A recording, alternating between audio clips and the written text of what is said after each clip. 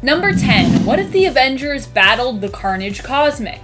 Carnage Cosmic is a version of Carnage where he is bonded to none other than the Silver Surfer. During the first appearance of this hypothetical monstrosity, Carnage simply used Silver Surfer as a mode of transportation to get back to his beloved host, Cletus Cassidy. However, in issue 108 of What If Volume 2 in the 1989 series, we examine what would happen if the villain became more of a greater threat. It takes all of the Avengers to even stand a chance against him, and even then they are overwhelmed. In the end, Silver Surfer is forced to fly into the sun to get rid of this stubborn and deadly symbiote, which also means he has to fight for control all the while. Number 9. What if Rick Jones became the Hulk? Okay, so admittedly this story is more silly than scary, but if you actually think through everything Rick Jones goes through here and the fate of Hulk at the end of this story, it can be seen as, well, being pretty scary.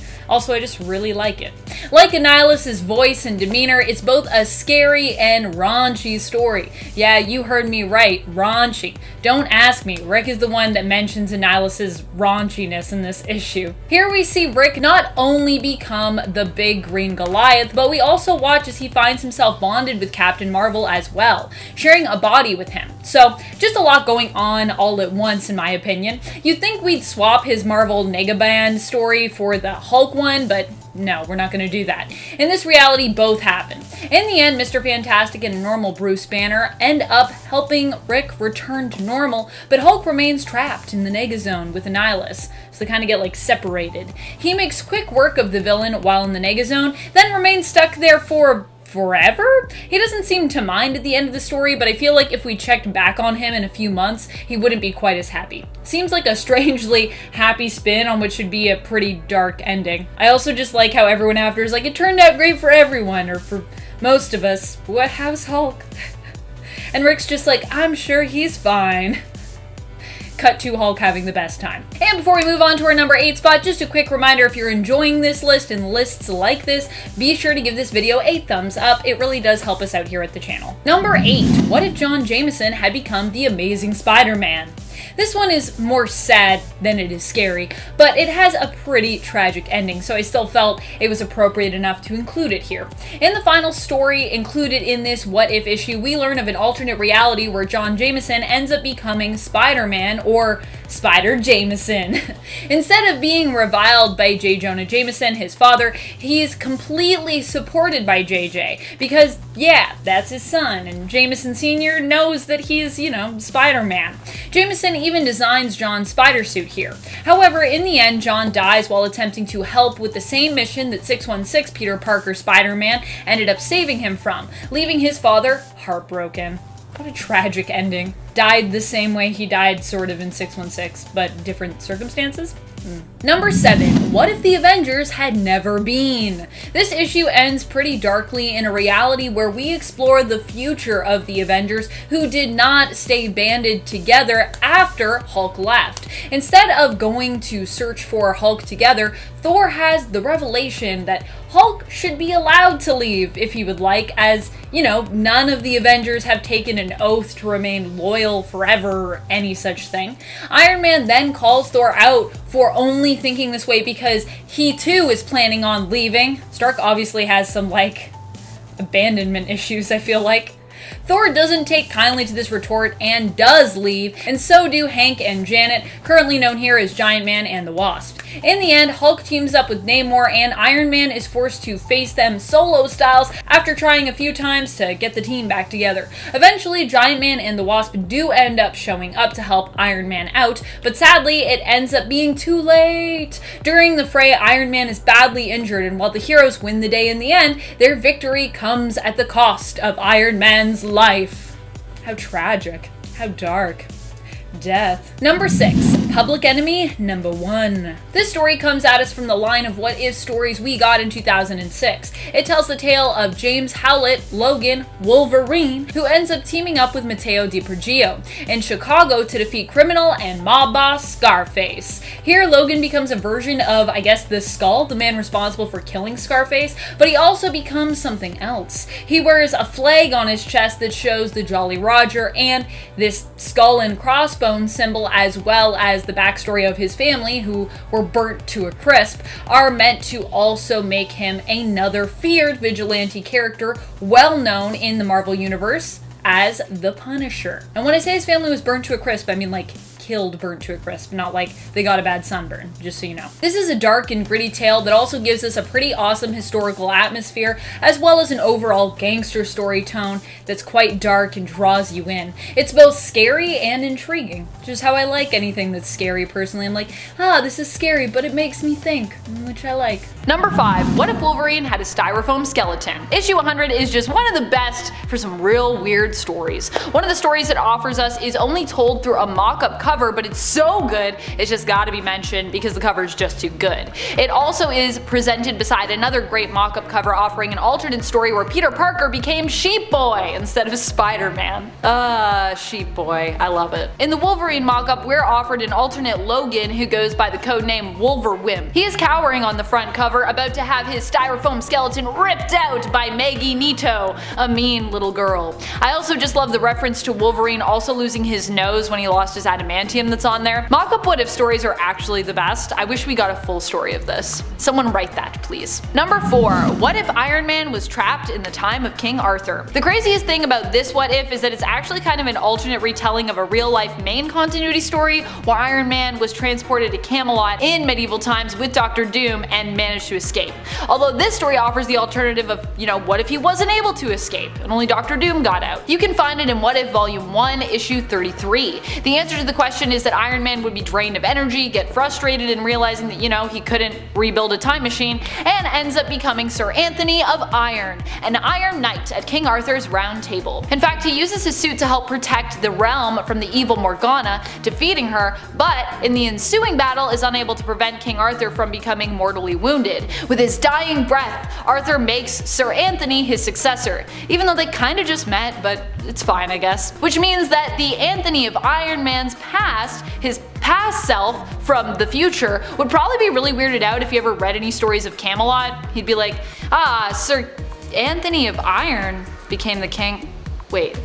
I'm Iron Man. What? Maybe that was actually his inspiration in the alternate reality to create the Iron Man suit.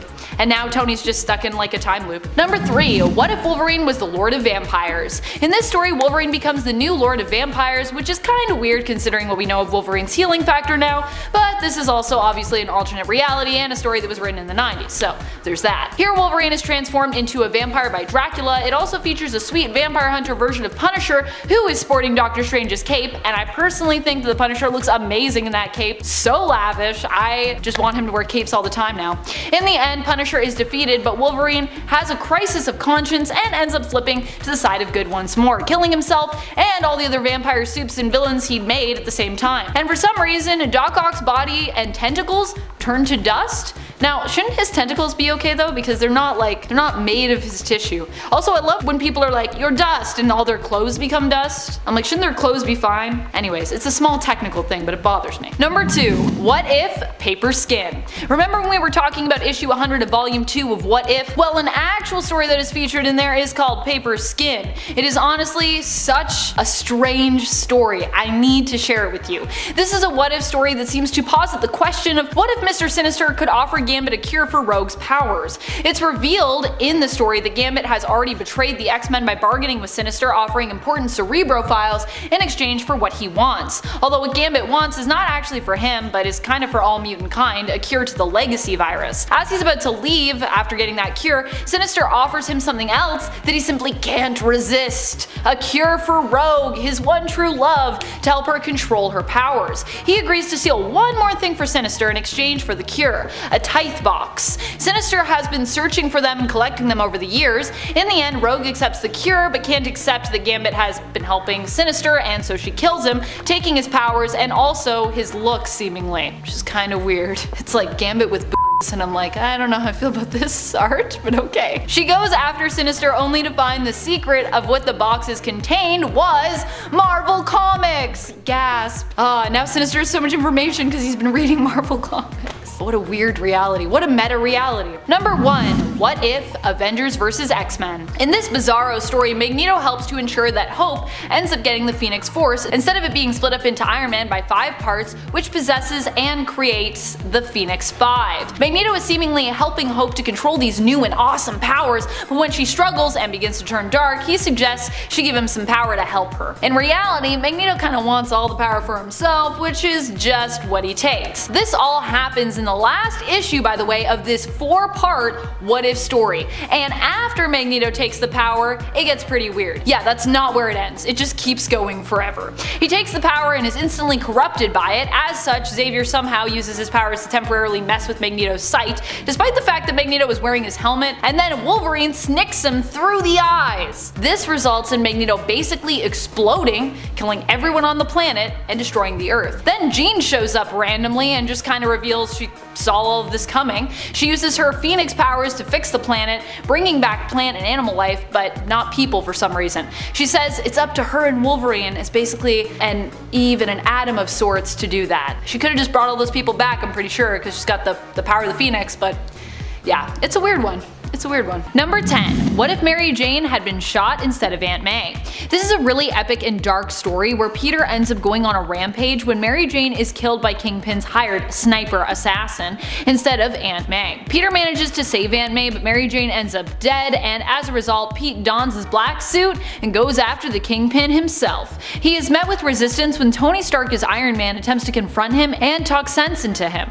Spider-Man, however, is too far gone and is definitely not in the mood for advice from Tony Stark. This results in an epic fight between the two heroes, while Wilson Fisk's life hangs in the balance of who will win.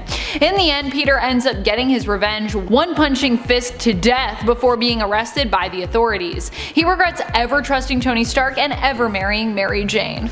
As Wilson Fisk would say, this issue is so goth. Number 9. What if Spider-Man became the Punisher? This one ends up at least having a happy ending, but starts off being pretty dark and pretty scary. In this story, we imagine what life would have been like for Peter if he had become the Punisher. Instead of beating his villains and them ending up just locked away, for many, their fate is much more final. Even the Green Goblin ends up being killed by Spider-Man Punisher following the confrontation with Gwen at the bridge. Gwen, however, lives, not killed from the great height from which she was dropped. I do love how they keep drilling in that it would be the fall, not the impact, that would kill her, like in the original story, which I always thought was so bizarre.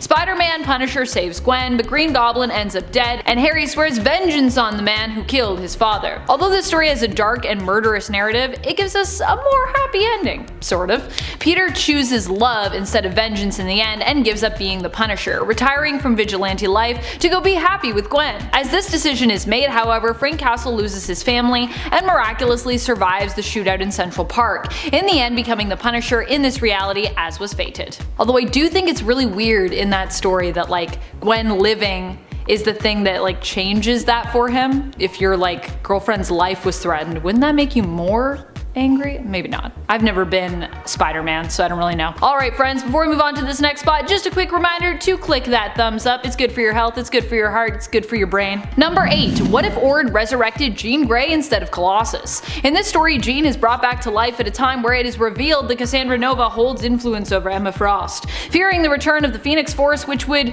join to Jean Grey once more, Emma decides to take matters into her own hands. Her own diamond hands. It's revealed that the Phoenix Force has been lurking within her cuckoo's minds, and she decides to take hold of it, killing them in the process. Tragic.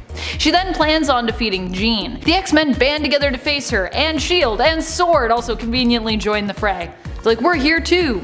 In the end, Ord, Beast, Emma, and her cuckoos and Kitty lay dead, and the Phoenix is contained, but Cassandra remains undetected, still out there waiting for the right moment to strike. Number 7. What If? The Spider Who Went Into the Cold. This story comes to us from the What If story Spider-Man vs. Wolverine, and asks the question, what if Spider-Man never came back out from the cold? This story sees Peter Parker actually kill someone while acting as Spider-Man. It was an accident. He thought the person had armor that would protect him from the hit, but it was powered down. Of course, who should be working alongside Spidey when this happens but of course Wolverine, who shows no remorse for what Spider-Man has done, jokingly suggesting that they cry about it. In the end, this event changes Peter after he and Wolverine save his friend Alex, and this causes him to become a killing machine. He receives further training, and although he still has a sense of morality, no longer has qualms with taking out the bad guys permanently. He leaves MJ and his life behind, setting out to join S.H.I.E.L.D., working on as a hired Black Ops team. Also, I love a good Spider-Man-Wolverine team up because it's just not what you usually get. I love when they team up. Number 6. What if Iron Man had been a traitor? I personally think this one is pretty scary if you put yourself in Iron Man's shoes. For me, one of my biggest fears, and I think one of the most human fears out there, is just a lack of control. In Tony Stark's case, he doesn't really have any control over what he does or how he acts in this story, but is forced into being a traitor when a rival country gains control of his heart. If he refuses to do as is demanded of him, he is put through intense and unyielding chest pains and could be killed. This ends up putting him on a path to attempt to kill Reed Richards, all while leaving a trail of breadcrumbs for Reed to follow so that he might be able to figure out that Stark's actions are not his true intentions and that he is being manipulated into harming his compatriots and betraying his country. Number 5. What if General Ross had become the Hulk? This story came out only a few years before General Ross became the villain and beast known as Red Hulk. Although this story isn't quite as close to the original as our previous point. The What If story was written by Peter Davis, while the issue where Ross takes up the mantle of Red Hulk happens in an issue of Hulk written by Jeff Loeb. So we've got two different writers for this one as opposed to them both being the same person. And a dark twist, General Ross in the What If issue ends up becoming the Hulk in the place of Bruce Banner. He becomes a rage-fueled monster who has to be put down by Bruce himself after he kills his own daughter Betty by accident when he tosses a tank, which lands, crushing her. Devastating. Number 4. What if Spider-Man joined the Fantastic Four? This one takes a different direction but arrives at the same goal. In the What If story, Spider-Man, instead of being turned away by the FF on their first meeting with him when he attempts to join up, offers to hear him out. Sue convinces her team to listen to Spider-Man, and they eventually decide that he can join their team, becoming the Fantastic Five instead of the Fantastic Four. All fives on their chest. In the end, Sue ends up leaving the team, with Spider-Man feeling that him showing her up was what caused her to leave. Wow, big ego much, Spider-Man? She ends up choosing to leave the FF and be with Namor, and he transforms her into an Atlantean, intending for Sue to become his queen. In the main continuity, Spider-Man joins the new version of the FF at the time, known as the Future Foundation, instead after the other Storm sibling has left. Johnny Storm was thought to be dead at that time, and so Spider-Man basically fills in his spot on the Fantastic Four team. To this day, Spider-Man is still considered to be on the extended roster to fill in as a substitute member when needed. Number 3. What if the Hulk had the brain of Bruce Banner? Well, this one might not line up exactly either. You'll definitely see similarities when it comes to the premise. In this story, we get to see what would happen if the Hulk ended up being as level-headed and intelligent as Bruce Banner. Sound familiar?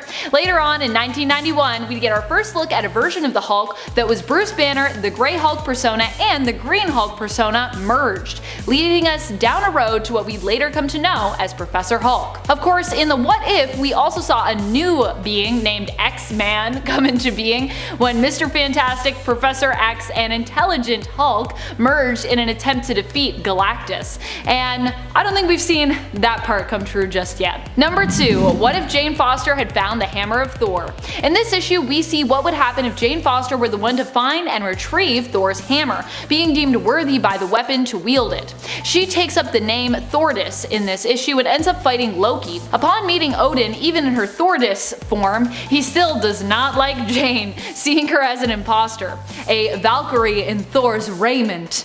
In the end, Odin gets over his distaste of Thordis and Jane Foster after she helps him to avert Ragnarok. He does make her give the hammer back to Thor, who is currently Donald Blake, but as a reward he also makes her an Asgardian goddess. Not a bad trade.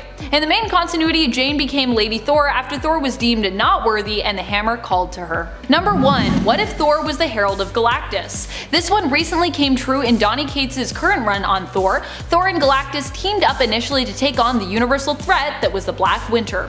However, this idea was initially explored by Robert Kirkman more than 10 years earlier in the 2005 What If Thor. In this What If story, Thor becomes the Herald of Galactus and instead teams up with him to take on Loki, who has conquered Asgard and killed Odin after initially agreeing to become Galactus' herald to save Asgard from his hunger.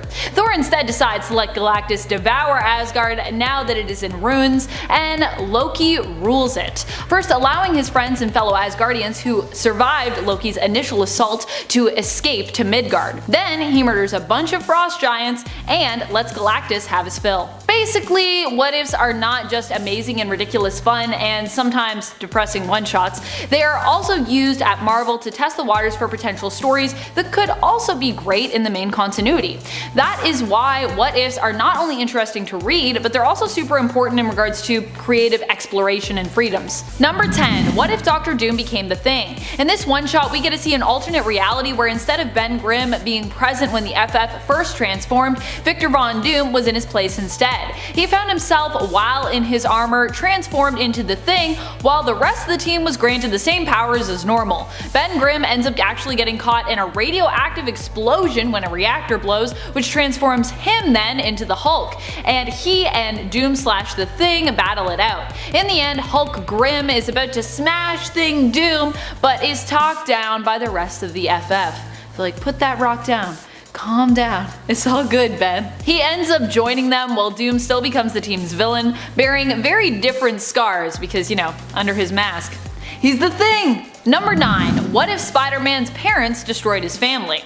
This story takes an already ridiculous one and offers us another take on it. Although to be fair, I actually like this version of the story better, to be honest. Remember when Chameleon made those robots to act as Peter's parents just to, I don't know, reveal them as fakes and torment him? Well, in this story, his fake robo-parents are even worse. They end up murdering Aunt May and Mary Jane and make sure that Spider-Man is framed for the murders. In retaliation, while on the run from the law, Spider-Man, pushed to his breaking point, kills Chameleon and his robo-parents, getting back at them for good before turning himself into the authorities. It's a much darker take on this story. So dark. Before we move on to this next spot, just a reminder to click that like if you haven't already if you're enjoying this video. It really helps us out a ton. Number 8. What if Aunt May died instead of Uncle Ben? This one actually changed things up quite a bit, turning Peter Parker from the life of being a hero to more of a delinquent just scraping by. Everything in Peter's origins goes the same except Uncle Ben being shot. Aunt May is shot during a burglary at her home instead while she is there alone. Uncle Ben was out picking up a gallon of milk and both he and Peter arrive home to find the police and Aunt May's corpse. It's then that Peter decides to very dramatically reveal he is Spider-Man.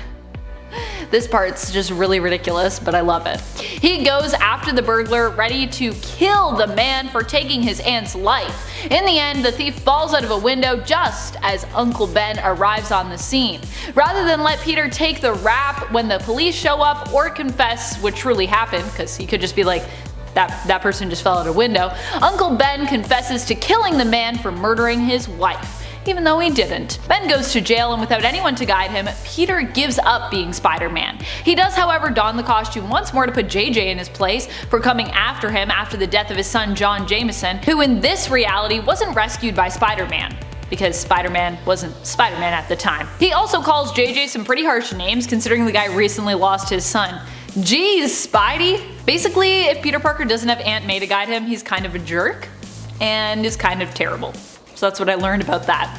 Uncle Ben is not as good as Aunt May, apparently. Number 7. What if Green Goblin stole the Infinity Gauntlet? I personally love how this story just jumps right into it. The introduction reminds us of both the Dark Reign and Infinity events, and then they just jump right into Norman Osborn murdering his originally own Dark Avenger Sentry with the Infinity Gauntlet. Wow. Also, how is Norman even able to wield such a powerful weapon? Because he's just like a normal human, right? Or I don't know, maybe his craziness from his Green Goblin stuff makes him possible to hold it? I don't know. I guess he just is, because what ifs. In this alternate universe, it's revealed that Norman Osborn takes the gauntlet and uses it to reshape the world and, by assumption, also the entire galaxy in his image, all to get back at his dad for mistreating him years earlier. In the end, Thanos shows up to claim what is his, but with the power of the gauntlet, Norman makes short work of him. Thanos also weirdly comes in telling Norman that no amount of power will ever get him the love he seeks. Kind of a weird line for Thanos there. After the battle is won, Norman responds while standing over Thanos' charred remains, "My only wish is for power, love is for fools." He then ends up killing his father from the past in a rage, and as such perishes himself because of a time paradox. Because if you kill your dad from the past, you can't exist. Although I think at that point in his life, his dad may have had him as a child, so I don't know. But that's the end. Poof, it's gone. Number 6. What if Conan the Barbarian walked the earth today? Half of this what if story is just meant to re-establish Conan and explain how he gets to modern day New York. But when he does arrive, it is a pretty crazy and strange time. This apparently, according to the cover anyways, was the most requested and highly anticipated what if of the day when the first volume of What Ifs was happening in the 70s. Conan, upon arriving in the modern day, has a lot of weird and, in his opinion, I'm sure disturbing experiences. One sees him harassed by an elderly woman who hits him with her bag because she believes he is too scantily clad. She's like, "Cover up your bottom, sir. Cover that up." Conan doesn't like this very much, and so he dumps her in a trash can. Literally, she's just stuck in it, and I'm just like, wow, Conan, that's pretty intense. She's just an old lady. He then runs into a cab driver, striking her vehicle with a sword, believing it's a monster. She ends up taking pity on him though, saying she senses he is mostly harmless, despite the fact that he is super muscly, looks pretty angry most of the time, and just struck her cab with the freaking sword. In the end, Conan disappears from New York and is transported away when he is struck by a bolt of lightning, which does not seem to really surprise the police officers who witnessed that. I guess in modern day New York, where superheroes exist, life is so fantastical that nothing really phases you. Also, maybe that's just the 70s, like maybe in the 70s people got struck by bolts of lightning and disappeared and people were like, that's totally a normal 70s thing to happen. I don't know, I wasn't alive in the 70s, so I don't know if that's true or not. Number 5. What if Spider-Man had never become a crime fighter? Sure, being the crime-fighting webhead doesn't sound easy to other folk. Number 10. What if Aunt May was a mutant with claws? I just love how this is posed as a scenario where Aunt May just uses her claws in place of the good old-fashioned parental guilt trip. Aunt May is having dinner with her nephew Peter and his girlfriend Mary Jane. She cooked for them and they immensely enjoyed their meal, but when she offers them a pie for dessert, they both insist they're just too full and they cannot eat another bite. They offer that after their date, they're going to see a show, they might have a slice upon their return. But this isn't good enough for Aunt May. Fortunately, in this story, she has Wolverine claws, which she snicks out and uses to intimidate the youngsters into postponing their date so they can stay for dessert. She uses her claws, of course, to also slice the pie, because Aunt May. What else is she gonna use them for? Although I would really love an alternate world where Aunt May just was Wolverine. Or I was posing earlier an idea of an alternate world where everyone is Aunt May.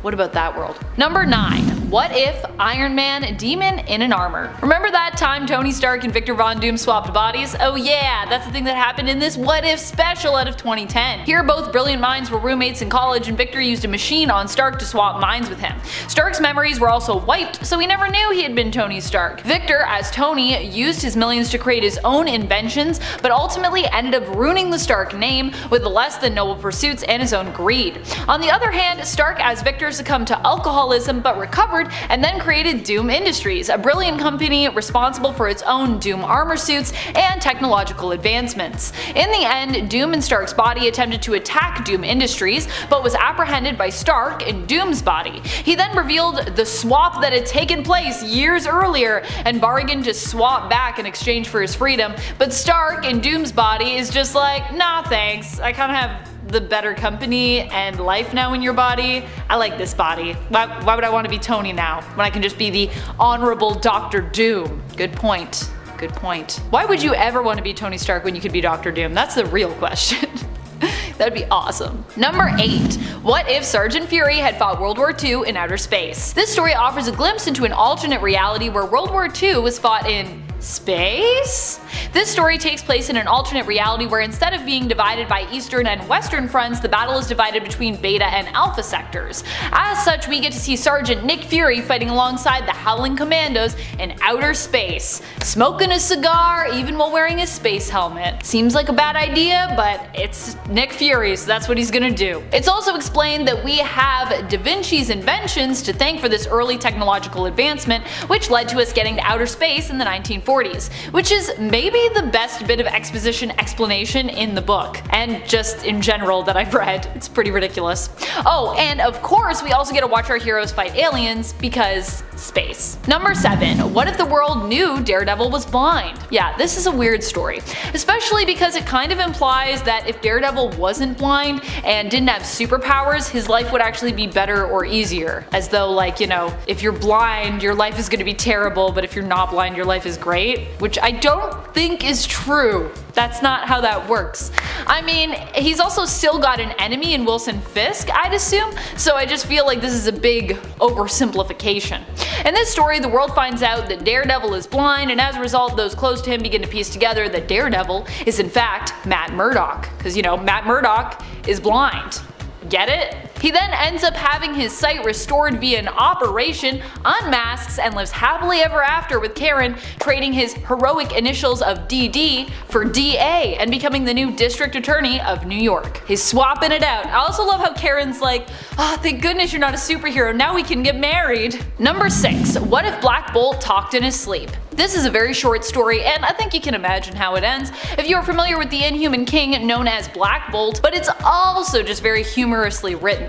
You can find this single-page story near the back of issue 9 of What If Volume Number 2. Apparently when Black Bolt eats pineapple pizza before bed, it has disastrous consequences. Also, good to know what kind of pizza Black Bolt likes. I personally also love pineapple on my pizza, but I feel like that just lets you know if someone's cool or not. Oh, the strange things that you learn about people and pizza. If Black Bolt talked in his sleep all the time, the Inhumans would have a lot of rebuilding to do all the time. I also just like how resigned some of these Inhumans are in that last panel. Like, oh, he did it again, I guess I'm just gonna sleep on some rubble for the rest of the night. That's just how it is, shucks. And only Medusa is the one that's mad. She's like, baby, I told you not to eat that pizza. This always happens. What if the Punisher was a stern yet fatherly type? I feel like it's more gentle, but it's the Punisher, so apparently it's hardcore. This is a little one-page story from What If, but I just enjoy it too much, so I had to share it with you. It shows us a very different kind of Punisher, a less grizzled and frightening Frank Castle, and much more disappointed in you guilt-trip dad version of the anti-hero instead. Still, people telling you that they are disappointed in you, it really sucks. So I can almost imagine this version of Frank as being actually pretty successful, especially given how fragile the egos and emotional states of most villains are. I feel like that punishment that Galactus is given in this story looks also impressively challenging given how large Galactus is and how tiny that piece of chalk is that he has to write with. It makes me think of just metal on a chalkboard, which is I just got chills up my spine thinking of it, both while I was writing this and actually just now as I was saying this. Anytime someone talks about metal or nails on a chalkboard, sorry if I triggered anyone. What if the X-Men lost Inferno? AKA, what if Sim and the Soul Sword had simultaneously returned to their accustomed spot in Limbo? Apparently. That's like the secondary question we're given in the story.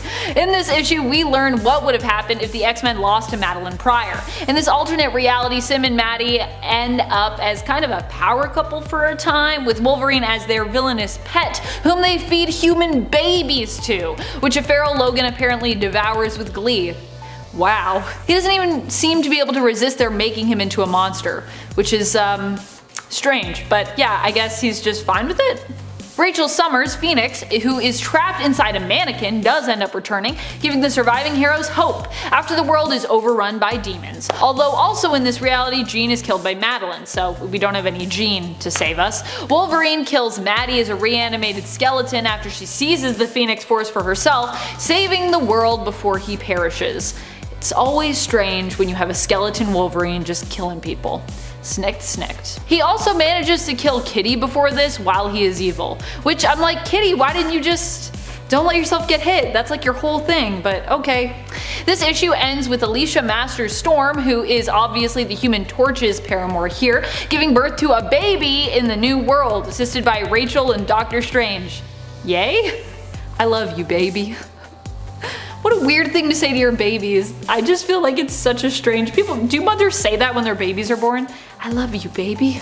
Number 3. What if the Fantastic Four all had the same power as Human Torch? This is a weird and depressing story that is one of 4 different stories included in an issue that asks the question, what if the Fantastic Four all had the same power? The answer when it comes to the Human Torch's power is that the FF gets reckless and basically endangers human lives. In this story, we see the Flame-On family accidentally set a building on fire while fighting, a building that happened to have a woman's baby inside named Angel, while she was working at a cafe across the street. Don't worry, she had a sitter, the baby wasn't alone or anything, but still, it's not good. The FF realizes too late that the building has caught fire. They're able to save some people, but they can't save the baby, and the story ends tragically there. So I guess them all having flame powers would not be good.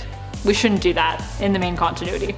It'd be sad. Number 2. What if Conan the Barbarian were stranded in the 20th century? If you were around for part 1 of this list, you'll know Conan visited modern day New York once in the What If series. This time around, we answer the question, what if he never left? Here, Conan gets into more trouble, is arrested instead of leaving, but escapes the law and ends up as a sort of unaware villain.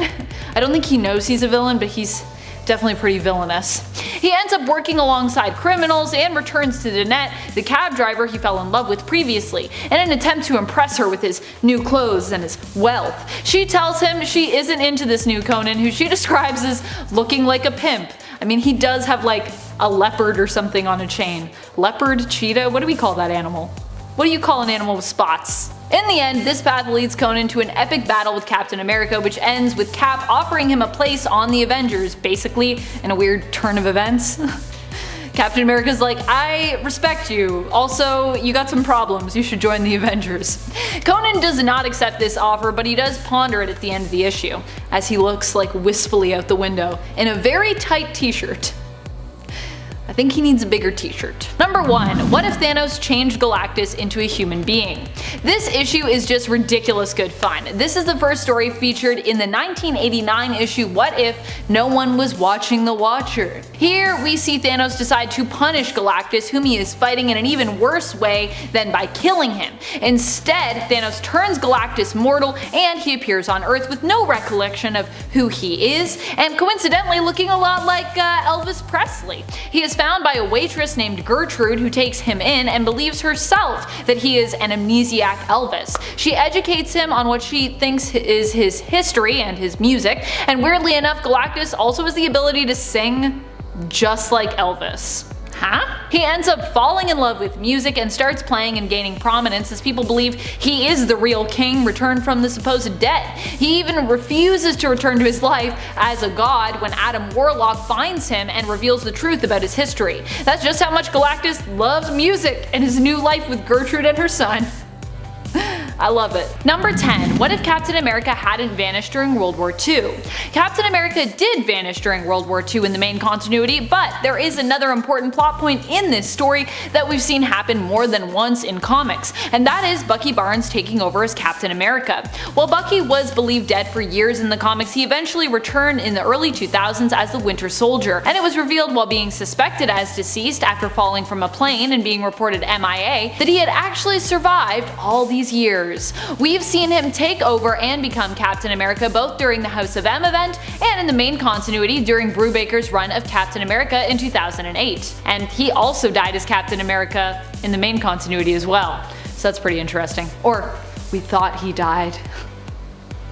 Who knows if that would have been the truth in the What If story if it had continued. Number 9. What if Iron Man had been a traitor? It might have not gone down the same way as it did in the What If, but a version of this story did end up becoming true in the Bizarre Crossing event in the mid-90s. Here it was revealed that Iron Man was actually a traitor, though this time around a less innocent one. It was revealed he had been made Kang's sleeper agent and was working in league with the villain. In the end, Traitorous Tony Stark died, and a younger version of himself, still good, good since he had been taken from a point in his timeline before Iron Man had been influenced by Kang, took his place. In the What If special, he instead becomes a traitor working for China against his nation and his fellow teammates and friends. Fortunately, Iron Man is rescued from being used as a pawn by Mr. Fantastic of the Fantastic Four, who received his message requesting help. So he wasn't as traitorous in that story as he was in the main continuity. Number 8. What if this was the Fantastic Four?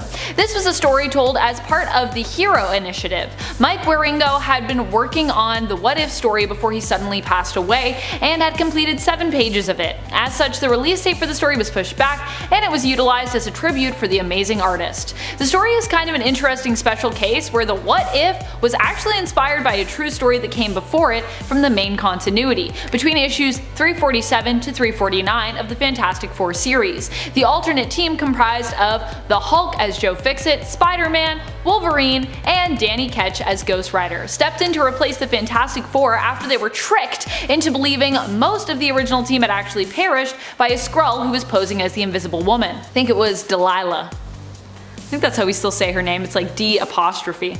Delilah? Yeah, I think so. This team was brought back a few more times in the comics and eventually became known as the go-to FF substitute team and team members, and are still referred to as such in comics today. This 2008 What If series imagined an alternate retelling where the team simply remained as the only FF left after the Skrull who had tricked them killed the original team members instead of simply incapacitating them.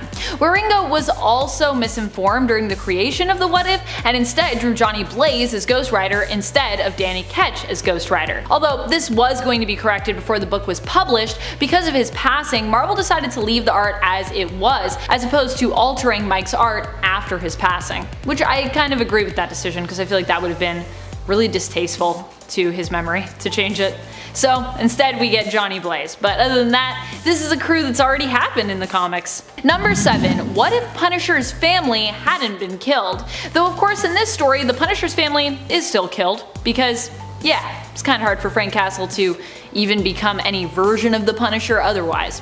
However, instead of him being inspired to take up arms after his family gets caught in the crossfire of a mob hit and killed, they survive that fateful day, all because it rained on their picnic.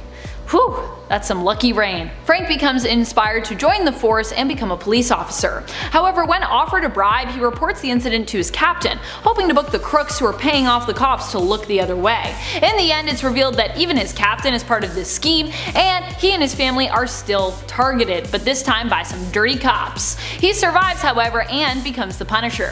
While this story does not make its way into the main continuity of Earth 616, this was basically verbatim the backstory used for the Ultimate Punisher from the kind of main continuity adjacent Earth of 1610. After all, there was a time when Ultimate was so big it was like basically an alternate main continuity. Number 6. What if Jessica Jones had joined the Avengers? Not surprisingly, this story was written by Brian Michael Bendis. In the What If, we get to see a hypothetical world where Jessica Jones is offered a spot on the Avengers shortly after she attacked them after being mind controlled by the Purple Man, Kilgrave. Here, she joins the team and ends up marrying Captain America. In reality, aka the main continuity, Jessica Jones would end up joining the new Avengers alongside her husband on her 616, Luke Cage, 6 years later in terms of the comic's release date, joining up with the team in 2010's New Avengers run in issue number 1. Can you guess who the writer was for that issue? Yep, Brian Michael Bendis. Brian Michael Bendis' New Avengers. I like that though. I like Jessica Jones on the Avengers. I think that's cool. Number 5. What if the man, the monster? This is actually one of the scariest ones for me in my opinion. This story was such an intense story that we didn't even get an introduction from the Watcher Uada. Here we have a story where the roles are reversed between Bruce and the Hulk, where Bruce is the monster and the Hulk, or Starman as he's known here, is the sensitive, compassionate one. Here Bruce Banner is a colonel who marries Betty only to mistreat her after being traumatized from years of being mistreated by his own father and witnessing the cruelty his father doled out to his mother. The gamma radiation does split Banner into 2 beings here, transforming him into another creature with immense power, but this creature is the side of him that actually actually represents the compassionate side of this trauma, the side who wants to protect, not hurt, whereas Bruce Banner himself becomes the malicious monster. We hear this story from Betty's perspective, who ends up trying to speak out on the way Bruce has treated her, only to have her father not even believe her and send her back to Bruce once she's left, and to later have her confession to Doc Samson manipulated by Colonel Banner, causing her to end up getting sent to a mental institution. Also, I'm not sure what's happening in this last panel of this comic, if it's just like she doesn't know that they're about to come get her and take her away, or if she's there and she's just like, it's fine that I'm here. I'm gonna assume it's the first one, because otherwise that's a really weird way to end that story. Number 4. What if Legion had killed Xavier and Magneto? Just imagine how messed up Age of Apocalypse would be! But also, you don't have to, because the story's gonna do it for you. Thank you, What If. As always, when things get this bad, we have Nate to save the day. Nate Summers believes he can band together his own team of the few heroes left alive after Apocalypse's unopposed rise to take down Apocalypse and even travel back to the past to make things right. Silly Nate Summers. Instead, this only results in Captain America and Wolverine. Wolverine's hair here, by the way, is the real horror show of this story, opposing Nate's plan once it is revealed. Seeing Nate in Apocalypse's armor after Nate has defeated Apocalypse causes them to believe that Nate is trying to kind of take the place of Apocalypse and in essence become a new kind of tyrant, but a tyrant all the same. As Nate uses the Eye of Agamotto and Molecule Man to travel back in time to what he doesn't know is an alternate reality's past, Captain America, armed with Thor's hammer, sends a bolt of lightning after him that kills thousands in that past, setting in motion the apocalypse once more. Number 3. What if Danger became a bride of Ultron? I like how the title is a bride, even though in this reality Danger becomes like the ultimate bride of Ultron. A bride, as though in this reality Ultron is like multiple brides. I feel like that never works out for him, to be honest. But either way, this gives Ultron what he has always truly desired. That sweet, sweet love connection. I mean, completion. Yes. Completion. That's what he's looking for. After Danger rebels against the X-Men seeking revenge basically for years of being used and trapped as their Danger Room, with no one acknowledging her sentience, Ultron hears her calling out, senses her, and leaves his creation Victor, destroying him in order to find her. The two come together, and as a wedding present, Ultron gives Danger her father, Professor X, helpless against the technology as his telepathic powers don't work on them. Ultron has him crushed and killed. The story ends with Danger and Ultron soaring off to bring havoc to the universe, flying through space on their creepy mishmashed Sentinel child. It's like a scary story, but it's also a romance story at the same time. Number 2. What if Wolverine was never deprogrammed? This is a pretty scary and gruesome one, I'm not gonna lie. Though, you know, still keeping in line with the PG-13 aspect of comics, a lot of the gore is hidden, but you can still imagine it, and when you imagine what's happening to these people here, it's pretty insane. Here we get to imagine what if Wolverine just kept on being a killing machine, brainwashed into taking out his fellow heroes, including all of those that he loved. As in many of these potential scenarios, it comes down to Wolverine and Kitty Pryde. Kitty is unable to fathom how Wolverine could be so far gone that he'd kill her, and yet after witnessing the death of everyone at his hands, including Invisible Woman, who is clawed through the bottom of her feet before getting claws right through her face, and Captain America, who gets claws right up through the bottom of his jaw through his entire head, she is forced to confront the reality that her mentor and friend Logan is really gone. Like, that's definitely gonna convince you once you see that. You're like, okay, there's no hope for you. In the end, she sacrifices her hand, and it's implied her life in killing Wolverine. She phases her hand through his head, turning it solid, and then letting go as Wolverine instinctively slices off her arm, preventing his body from being unable to heal due to the hand lodged in his brain. That'll definitely prevent someone from healing. I don't even want to think about how you try to do that. How do you function with a hand in your brain? I ask you. Number 1. What if Spider-Man had rejected the spider? This is a pretty creepy, crawly, scary one. It begins with Peter Cocoon but refusing to take the spider's path home. Instead, he kills the giant spider that confronts him while in metamorphosis, remaining lost and unable to move forward, only half a being, until Venom escapes Matt Gargan and prison in order to rejoin with Peter Parker, aware that he is stuck in this stasis mode and vulnerable. Venom bonds bonds with the cocoon, and after months of battling with Peter inside, is eventually reborn as a new being who goes by the name Poison. Half Peter, half Venom symbiote, permanently bonded. Poison confronts Mary Jane at the Avengers mansion, but after horrifically attacking her, Aunt May, Wolverine, and Luke Cage, and being spurned by her, disappears, resurrecting his first love, Gwen Stacy, and likely planning to turn her into his monstrous bride. Also, there's a weird thing that happens in that story where that poison basically pierces Luke Cage's skin, and then he's like, haha, even I can pierce your stone skin because I'm sharp enough, and I was like, wait, what just happened? Doesn't really make a lot of sense. But other than that, it's all pretty good, I think. Number 10. What if Loki had found... What if Vision of the Avengers conquered the world?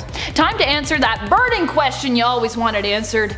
What if Vision of the Avengers had conquered the world? No? Did no one need this question answered? Well, too bad, because you're getting an answer. Vision is a supremely intelligent android, so if you're thinking this will probably end well for Earth, you're not completely wrong. Vision ruling does bring about peace and an end to poverty and hunger initially, but he also places Earth and its heroes in an intergalactic war where they are forced to take on the Skrull and the Kree. And in the end, he's also responsible for the decline of civilization somewhat when humans rebel against his rule and take out New York City in an attempt to harm Vision, as his mainframe is stored there. When this fails and also eliminates millions of innocent lives as well as most of the superhero community, the humans turn on technology and evolve into further anarchy and chaos. Yikes. So basically, we shouldn't let Vision rule the Earth. That's the moral of the story. It's not gonna end well, probably. Number 4. What if Prince Namor of Atlantis grew up on land? I feel like a lot of the other heroes and teams that were highlighted in this early 2000s batch of what ifs got much more interesting concepts thrown their way. The answer to this what if is likely just what you imagine. Namor is kind of just less impressive. It starts off after Namor gets teased for being unable to swim. A Namor that can't swim. Yeah. Although I do feel bad for him getting teased, but still, I was like, wow, this is the reality we're in. He still ends up fighting alongside the allies and heroes of World War II, but without the power of Atlantis at his back, as he turns away from his heritage, instead choosing to ally himself with the land dwellers, instead of oppose them. In the end, however, when he's ordered to blow up his people because of their proximity to the enemy, he refuses, and does end up returning to Atlantis, but too late, as his people still end up getting blown up in the crossfire. Like most what ifs, Namor is left returning to the man we know him to be, the avenging son of his people and of the sea. It's like swimming, and he's like, I can swim now, and also I'm gonna avenge these people that died. Not Atlantis, no. Number 3. What if Captain America were revived today? This story is both weird and amazing. Also, I believe there are 2 versions of it, so to clarify, the one we're talking about here is from the 77 What If series, issue number 44. This story imagines what if we got the fake Cap before we got the real Cap. If you don't know that story, it comes from a retcon where Marvel chose to explain away the fact that Cap was supposedly around during the time we later said he was frozen. The retcon goes that the Cap and Bucky we saw after the original pair's disappearance at the end of World War II were actually fakes, who were driven mad from exposure to the super soldier serum, which obviously didn't work as well as it had with the original Cap. The fake Cap being revived first revealed just how intense he was when he started going after people he deemed communists and insisting that certain Americans, such as the youth and minorities, were far too divided and should be more patriotic.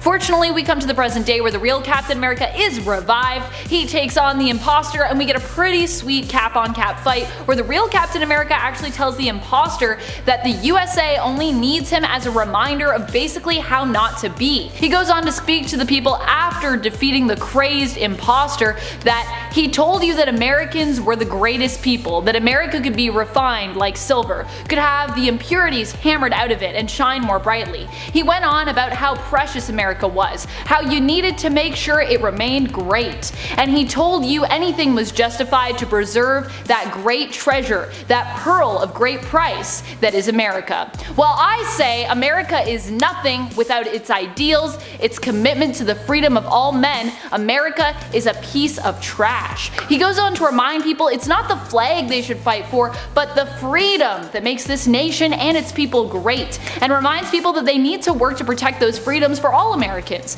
not sacrifice them for the promise of greatness. It's also just like, it's a weird issue and it's a great issue. That speech at the end is like, it's beautiful. You should all read it. It's pretty great. Number 2. What if Betty Brant was bitten by the radioactive spider instead? This is the second tale in the what if someone else besides Spider-Man had been bitten by the radioactive spider issue.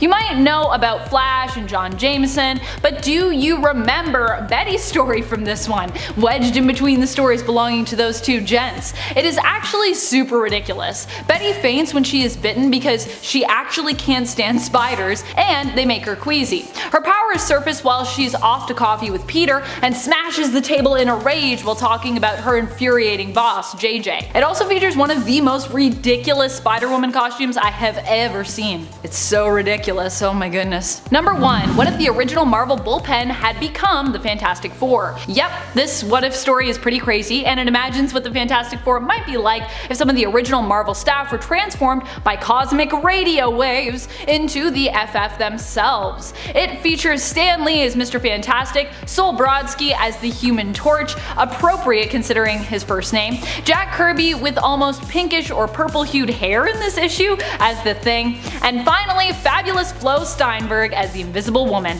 It all happens after the team receives a gift from a mysteriously glossy-eyed fan. It turns out the gift is some kind of contraption that the team thinks is a radio, but then it seems to blast them with a bunch of superpower granting cosmic rays, or their radio equivalent. The story sees the Marvel staff FF crossing paths with Namor and even taking on Skrulls. Number 10. What if the leader decided to buy a hat? This is a short one, but a great one. It comes to us from one of the comedic issues of What If in the '89 series. It's just a panel featuring a what if story where the leader buys a hat. Of course, because it is a comedy issue, the leader buys the most ridiculous hat there is. Technically, 2 hats. Propeller hats. I just love his super serious face. This one literally made me laugh out loud. Number 9. What if the Hulk landed on the peaceful planet that Reed Richards promised? This one is both weird, but is also kinda great. It does a really good job of highlighting the division between Bruce Banner and the Hulk and the difference between these two entities. We're also offered a glimpse into how these two manage to work together though, and at times teach each other and help one another. Instead of landing on Sakaar, Hulk lands on the peaceful planet that Richards had intended for him. The nature on this planet calms Hulk and soothes his soul. He and Banner, however, still have their issues and end up dividing the planet in half. Banner hunts and builds tech in an attempt to escape, but the Hulk finds happiness here and becomes worshipped as a god by a race of sorta cat-like creatures who eventually evolve to become cat people. When Banner learns of this, it's implied that he comes to terms almost with his imprisonment when at the end of the issue we see a version of the Hulk who resembles, or seems to resemble, Bruce a little more than he usually would. Hulk continues to protect the cat people from, well, giant alien snakes? I don't think they were always alien snakes, but that's definitely what they evolved into. Number 8. What if the X-Men had stayed in Asgard? This is an interesting story. Here we see the X-Men split as they decide whether or not to stay in Asgard. Those that would leave are permitted to do so, but those who would stay, like Storm, Magic, Wolfsbane, Karma, Cannonball, Rogue, Nightcrawler, and Cypher, are permitted to do so, to the point that there is actually no New Mutants team in Midgard any longer. Instead, we would have had a new X-Men team and basically no New Mutants, with those who stayed in Asgard finding a different kind of happiness there until they're forced to acknowledge that all of this was somewhat of a sham. These mutants are basically like, well, we could go back, but it's really terrible on Earth because people are really prejudiced towards us, and so we're just gonna chill here. This seems nicer in Asgard. Storm ends up fighting a frog version of Thor, and Magic is forced to take on Enchantress as each battles for power. In the end, Loki is defeated, as is Hela, and everyone who remains alive, which is pretty much all the mutants that chose to stay, live happily ever after in Asgard. What a nice ending. Number 7. What if Peter Parker had become Nova? In issue 15 of the 1977 What If series, it gives us a glimpse into 4 other options for Nova's true identity. One such such option posed in these alternate storylines is Peter Parker. Here we see Peter become one of the most depressing characters when he is bitten by a radioactive spider that has absorbed a higher dose of radiation than the one on our world, or the Earth of 616. I mean, 616 isn't really our world. I don't know, do you guys think we live on 616? I think we actually have a categorization for this world. Meaning that instead of giving Peter powers, he loses the ability to control his legs, becoming paralyzed from the waist down. The shock of this accident also kills Aunt May, and Peter basically becomes the biggest sourpuss, blaming himself for everything, including the death of his aunt, and pushing everyone away from him. He refuses even to enjoy Festival Eve. Come on, Peter, everyone enjoys Festival Eve. What is Festival Eve, though? In the end, an Emerald Ray grants him the powers of Nova, healing him. Amazed, he immediately heads to his uncle for advice and interrupts a burglar breaking into his Uncle Ben's home. He kills the burglar accidentally while attempting to protect his uncle, and only becomes more depressed at the fact that he killed someone, refusing to be Nova, and once again blaming himself for pretty much every tragedy he has suffered or encountered in his life. This is very harsh, Peter. Like, I know Peter is normally a character who beats himself up a lot, but this is a lot even for Peter Parker. Number 6. What if the Fantastic Four had different superpowers? And kind of random ones at that. Although they are explained as to why they make sense. But anyways, we'll get to that in a second. One of the weirdest of these powers being Reed Richards' powers. Each of their transformations in the story just draw more inspiration from their own personality itself, which is why everything is so strange. Which means in this scenario that Reed becomes just a floating disembodied brain with telepathic abilities. He goes by the name of Big Brain and travels throughout the Baxter Building, or its alternate reality equivalent, via a network of tubes that the FF had installed. Here Susan Storm gains powers which allow her to stretch, basically like Mr. Fantastic would have had. Johnny Storm becomes Mandroid, he's a robot, and Ben Grimm becomes Dragonfly. He's got wings. They look like dragon wings. The whole feel for me is more comparable to the awesome strangeness that is DC's Doom Patrol in this issue, which I don't hate because I like Doom Patrol. Number 5. What if Prince Namor of Atlantis grew up on land? This story's title doesn't inherently make it sound scary, and yet. Namor here, instead of siding with his own people of Atlantis and that heritage, decides to align himself with land dwellers, turning his back on the sea. He still fought in World War II, but during that time lost his friend, the android known as the Human Torch, or Jim Hammond. So, not Johnny Storm, different Human Torch. Immortalized as a hero, the Human Torch's memory lives on. But so too, does it seem, did he. 30 years later, the government gets a signal, which they think is from the Human Torch, calling out, repeating the same word he was saying on repeat when he went missing. Namor. Namor is sent in to investigate and finds his people have been enslaved by a race of half-human and half-Atlantean people who it turns out are still allied with Germany and the Axis, despite the war being long over. They plan on using the Human Torch under the sea to create a huge and damaging explosion. Namor prevents their plans, but is then ordered to destroy Atlantis, despite the fact that those enslaved are trying to fight back. In the end, he refuses to harm his own people, but the government doesn't care and they blow them up anyways, leaving Namor to once again live up to the meaning of his name, Avenging Sun. They also thought they killed Namor, but they didn't. Namor's not that easy to kill. Number 4. What if the Marvel superheroes had lost Atlantis attacks? Yes, what if? Atlantis attacks is such a weird story. Well, the world would basically be ruled by snake people is the answer, and yeah, that's what happens here. Here, Set is not prevented from arriving and being released upon the world. Once the Elder God does arrive, he sets to work raising the planet and turning everyone into his snake people, including some of our favorite heroes. In the end, only a handful of heroes and villains are left to set everything right, and even they fail. Quasar does manage in the end to defeat Set, but the world is still left covered in giant snakes and snake people with no foreseeable way to fix it, and many of our favorite heroes and villains are left either transformed into snake people or dead. Pretty scary. Number 3, what if the Avengers had become the pawns of Korvac? In this reality, we examined what would happen had Korvac been successful in defeating Earth's mightiest heroes, the Avengers, and succeeded in standing up against all who opposed him because of the constant love of a woman.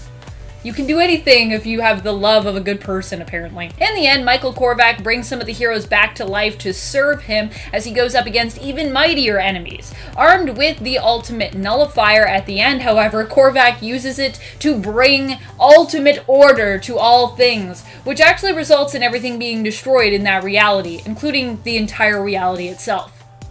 So I guess bringing order means killing everything? I guess you can't have disorder if there's nothing.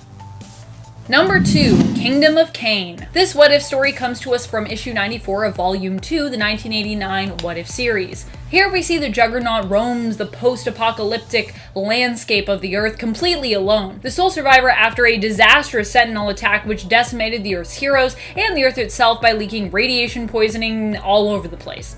Juggernaut seems to be the only one capable of living in this place, and he becomes almost driven mad by the loneliness. Because he's the only one. Until he discovers that not everyone is dead, but actually some people have survived and are living in safety in an underground bunker.